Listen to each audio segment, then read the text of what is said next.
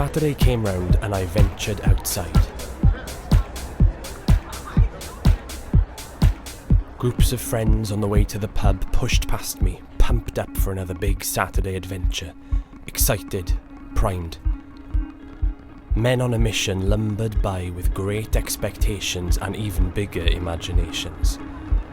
And as they moved by, laughing in their scoop neck t-shirts revealing tattoos on bulging biceps, I felt a little uneasy, scared.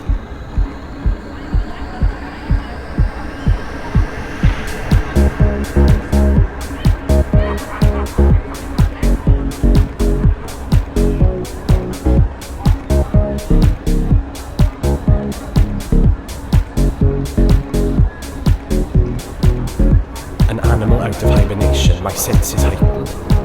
I waited for something to explode, for one of the leery passers-by to approach me, stop,